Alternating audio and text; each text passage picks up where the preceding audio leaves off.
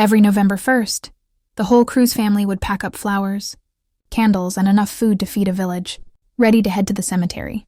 It was All Saints' Day, or Araw ng mga Patay as they called it in the Philippines. To most of them, it was more than just a holiday. It was a family reunion. The air was thick with excitement as Tita Melinda hauled out huge trays of pancit, lumpia, and her famous oob cake. "This time I'm bringing dessert," she announced proudly, while her brothers and sisters groaned and teased her about her cooking skills. Every year, she'd try a new recipe to surprise them all.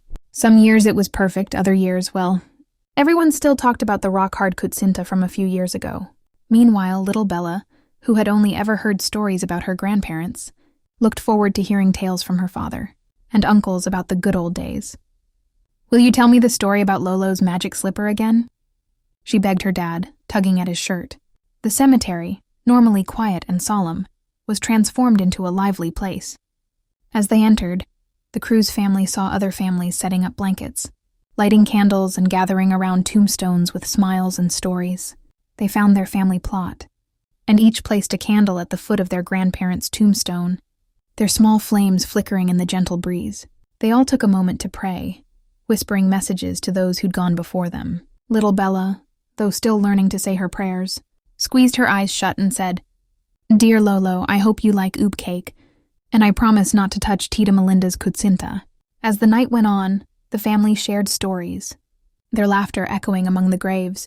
Bella's dad recounted how Lolo had a slipper he'd wave in the air whenever the kids acted up, pretending it was magical and could chase them down no matter where they hid. They all laughed, remembering their childhood games and mischievous antics. The more they shared, the more Bella felt she could picture her grandfather, his smile and even his laugh. A few hours later, Tita Melinda cut slices of her ubi cake, passing them around as everyone watched, half wondering if it would be a hit or miss this year. As soon as Bella took a bite, her eyes lit up.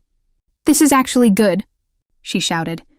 Tita Melinda's face beamed with pride, and she teased them all, saying, "You should have had more faith in me." As they cleaned up and prepared to leave, Bella's dad handed her a small candle and said, "Do you want to light it for Lolo and Lola?"